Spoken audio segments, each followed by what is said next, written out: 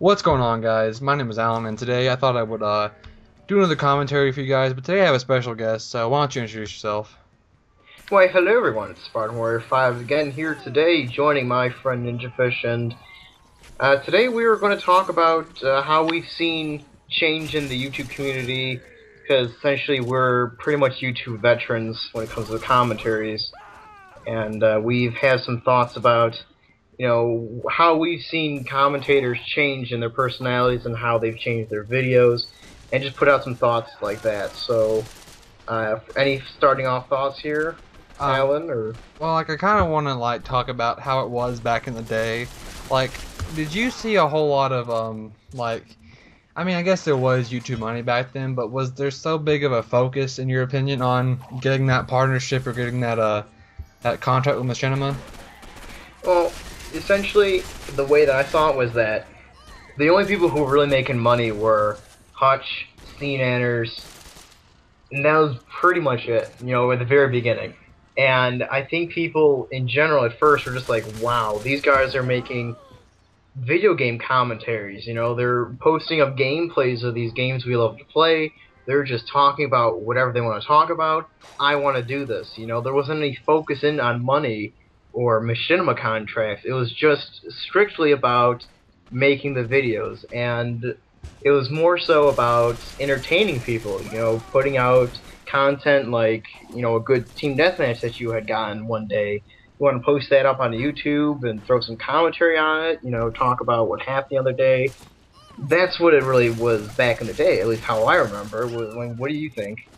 Well, that's kind of what I remember too, but this is just a random story, but I remember this one guy, he talked, he was, I wouldn't say he was advanced UAV, oh, I'm gonna make a video about how I'm gonna spend my YouTube money.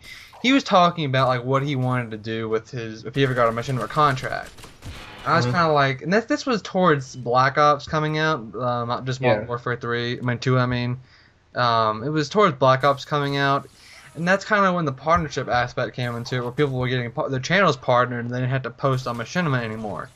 So that's when it kind of changed, in my opinion, but I don't know how you really see that. But when the partnership aspect came up, I saw a whole lot, a lot more networks like Yoush and TGN and other networks besides Machinima come in, and that's kind of when it changed for me. But how do you see that? I mean, I think it goes back a little bit further from what you stated, from back during the times before Black Ops. I think when Modern Warfare 2 came out, Machinima was the big time, you saw people going on to be Machinima partners, and it's like, wow, these guys are awesome. I want to be doing what they want to do. I want to do Machinima and get known and be famous and make money for it. I think that was the real turning point, is when Modern Warfare 2 came out, people were making Modern Warfare 2 commentaries. That's when the commentator community really just exploded, and everyone was doing it, and that's when essentially I got my start, was during Modern Warfare 2, but it was essentially just that was the point when people started shifting their focus from, I want to post up what, was entertaining or what I liked, to I want to make money. And I think it started off with the Machinima, but then when Black Ops came out and now Modern Warfare 3, it's been focused on the YouTube partnership, with their whole offerings and make money from YouTube and your videos. Now people, instead of focusing in on entertainment and making good quality videos, it's like they've been completely shifted to, I want to make money.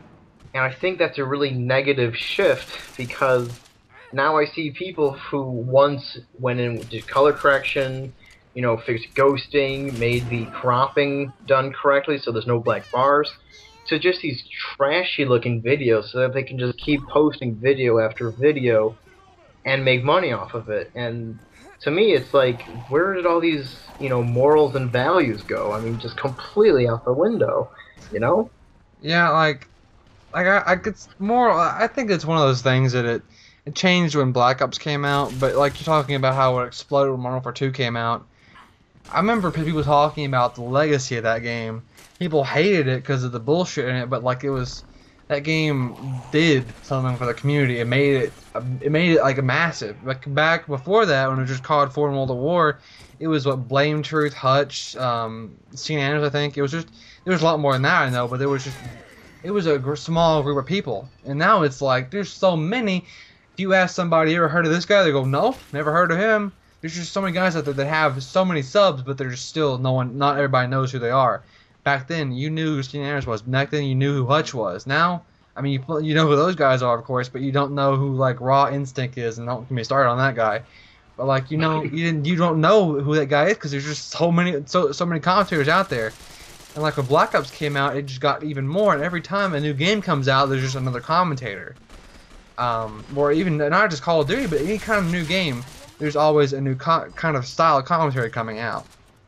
Yeah, but I think going back to the whole Hutch, St. Andrews, Blame Truth, back in the day with them being like not having a whole bunch of competition, if you gave someone a shout out, it's just like, oh my god, there's someone else that does this, let's go over to him.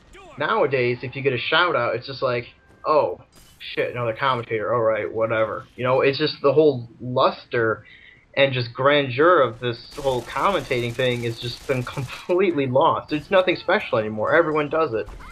And it's just that whole, small community of well-known, friends, essentially. I mean, Hutch and St. Andrews are probably the biggest friendship on YouTube.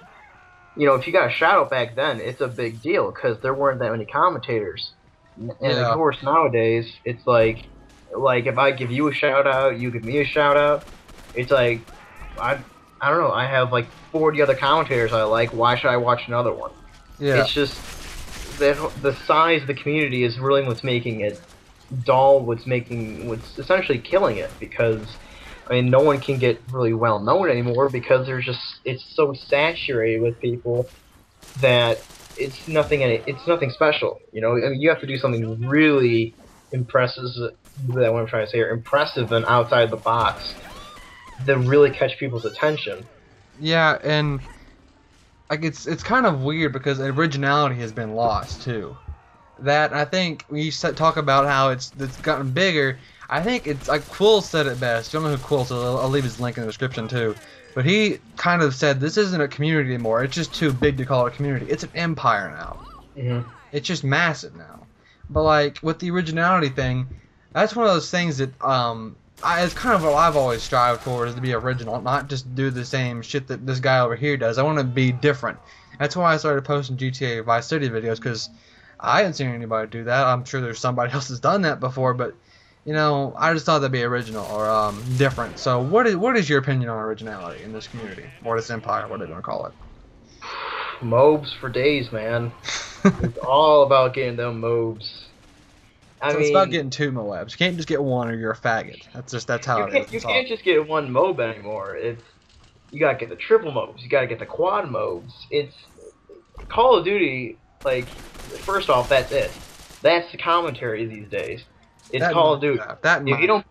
If you don't post Call of Duty, if you don't post Battlefield, you're not gonna get known. That's how unoriginal this community's gotten, because it's been focusing on 2, big titles for first-person shooter games.